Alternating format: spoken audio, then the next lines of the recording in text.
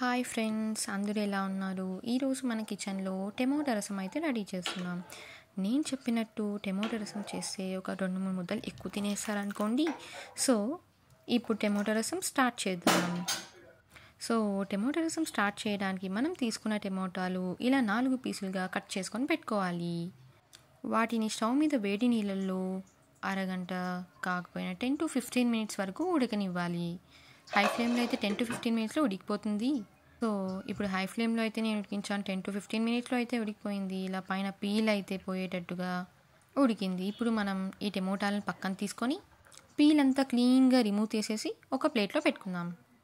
ఇలా పీల్ అంతా రిమూవ్ చేసిన టమోటా ముక్కలు మనం మిక్సీ జార్లోకి వేసుకొని మిక్సీ పట్టుకుందాం. ఇలా నేను మిక్సీ జార్లోకి వేసుకొని మిక్సీ పట్టుకుంటున్నా. మిక్సీ ఎలా ఉంటుందంటే మనం పట్టుకున్న మిక్సర్ మా టమోటా మిక్సీ ఎలా ఉంటుంది, ప్యూరీ చాలా సాఫ్ట్గా మిక్స్ ఉంటుంది. ఈ మిక్స్ చూడండి చాలా సాఫ్ట్గా ఉంది. ఇలా మిక్స్ పట్టుకోవాలి.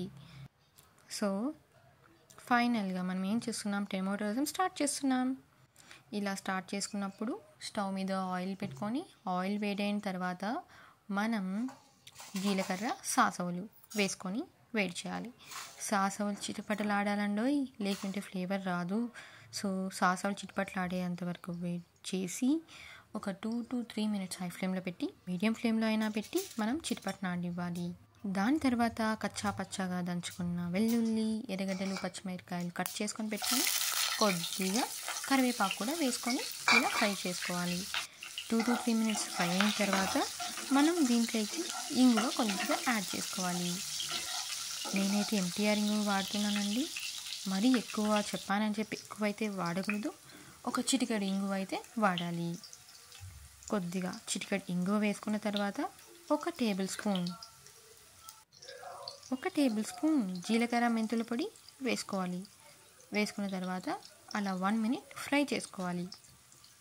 ఇలా ఫ్రై అయిన తర్వాత మనం టమోటా ప్యూరీ మిక్స్ పట్టి రెడీ చేసుకున్నాం కదా, ఆ మిక్స్ని వేడిగా ఉన్న ఆయిల్లోకి వేసి బాగా వేడి చేయాలి. ఒక 2 మినిట్స్ మీడియం ఫ్లేమ్లో వేడైన తర్వాత మనం పక్కన తీసి పెట్టుకున్న వాటర్ వేడి చేసినప్పుడు పక్కన తీసి పెట్టుకున్న వాటర్ వేసేసుకొని ఒక మీడియం ఫ్లేమ్లో కానీ హై ఫ్లేమ్లో ఒక 10 మినిట్స్ వేడి చేసి బాగా దాంట్లో కొద్దిగా పసుపు, ఒక టేబుల్ స్పూన్ సాల్ట్, ఒక టేబుల్ స్పూన్ ధనియా పౌడర్ వేసుకోవాలి.